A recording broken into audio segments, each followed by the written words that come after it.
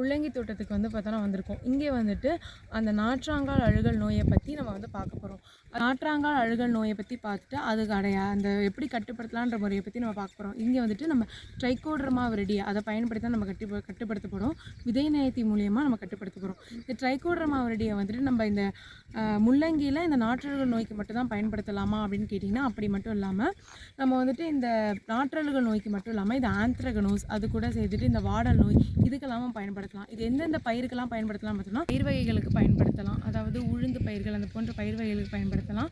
காய்கறியில் வந்து பார்த்தோன்னா தக்காளி, மிளகாய் போன்ற செடி வகைகளுக்கு பயன்படுத்தலாம். அதே நேரத்தில் வந்துட்டு இந்த கடலை செடி, அதுக்கப்புறம் எள்ளு செடி இது போன்ற விதைகளுக்குமே விதை நேர்த்தி பண்ணுறதுக்கு நம்ம பயன்படுத்தலாம். திரு சுரேஷ் அவர்களுக்கு வந்துட்டு நம்ம இந்த டேம்பிங் ஆஃப் உடைய அதாவது அந்த நாற்றழுகல் நோயுடைய அறிகுறிகளையும் சொல்லிட்டு அந்த ட்ரைகோடர்மா விரிடியோட பயன்கள் அதை எப்படி பயன்படுத்தலான்றதையும் சொல்லி அவங்களுக்கு வந்துட்டு பயனடைய வைக்கிறதுக்காக நாங்கள் இங்கே வந்திருக்கோம். இந்த ட்ரைகோடர்மா விரிடியை வந்து எங்கள் மதர் தெரசா வேளாண்மை கல்லூரியிலே வந்து பார்த்தோன்னா தயாரிக்கிறாங்க. கீழே கொடுத்துருக்க அந்த நம்பரை வந்துட்டு நீங்கள் நோட் பண்ணி நீங்கள் அவங்களுக்கு தொடர்பு கொண்டு நீங்கள் வந்துட்டு இதை வாங்கி பயனடைஞ்சிக்கலாம். அவங்க பேருங்கய்யா? சுரேஷ்.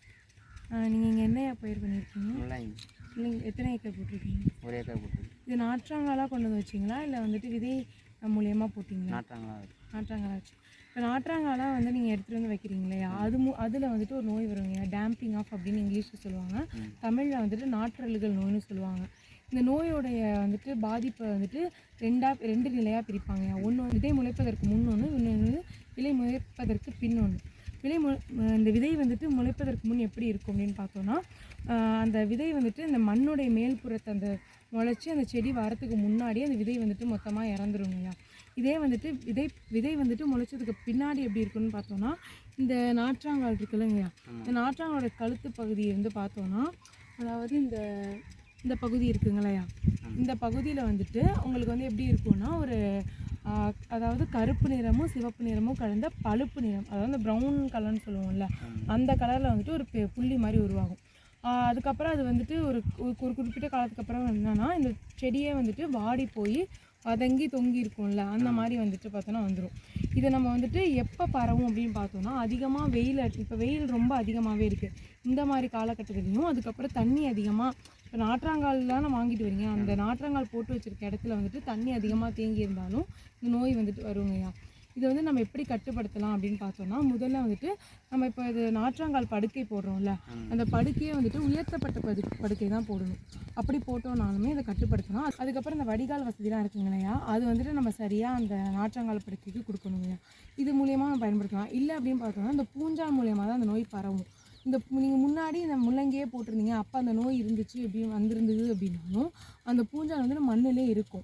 அது ஒரு குறிப்பிட்ட காலம் தானே இருக்கும். அப்போ திருப்பி நீங்கள் அதை போடுறப்ப திருப்பி அந்த பூஞ்சான் மூலமாக அது பரவும். அதுக்காக நம்ம என்ன பண்ணோம்னா கோடைக்கால உழவு பண்ணுறோம். அந்த கோடைக்கால உழவு பண்ணும்போது வெயிலுடைய தாக்கத்தில் அந்த பூஞ்சான் எல்லாமே இறந்துருங்கய்யா, அது பண்ணலாம்.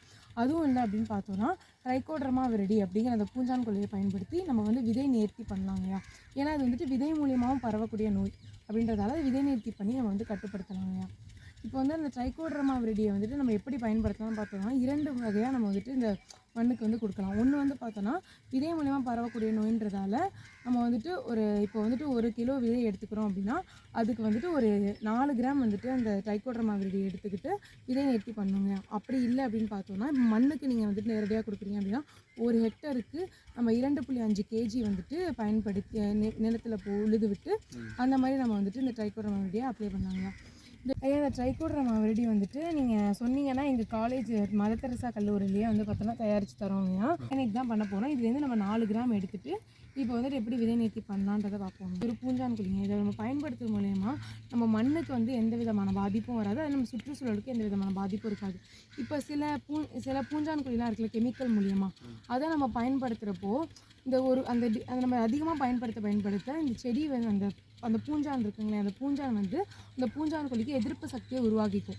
அப்போ நீங்கள் அந்த பூஞ்சான் கொல்லியை அடித்தாலுமே வந்துட்டு அந்த பூஞ்சான் வந்து சாகாது. ஆனால் இதை பயன்படுத்துறது மூலிமா அந்த பூஞ்சானால் அது எதிர்ப்பு சக்தியை வந்துட்டு உருவாக்கவே முடியாதுங்களா.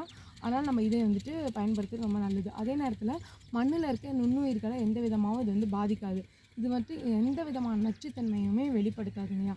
அதனால் இதை நம்ம பயன்படுத்துறது நம்ம மண்ணுக்கும் சரி நம்மளுடைய செடிக்கும் சரி ரொம்ப நல்லதுங்க.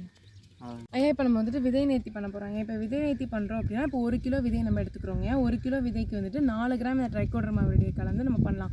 அதே இப்போ நீங்கள் நிலத்தில் தான் இட போகிறீங்க அப்படின்னு பார்க்குறப்போ 2.5 கிலோ வந்து பார்த்தோன்னா ட்ரைகோடர்மா விரிடியை எடுத்துகிட்டு அதை வந்து பார்த்தோன்னா ஒரு 50 கிலோ வந்து தொழு உரத்தோட கலந்து நம்ம மண்ணில் வந்து பார்த்தோன்னா போடலாங்கய்யா. இதை வந்துட்டு இப்போ நம்ம வந்து எடுத்துக்குவோம்.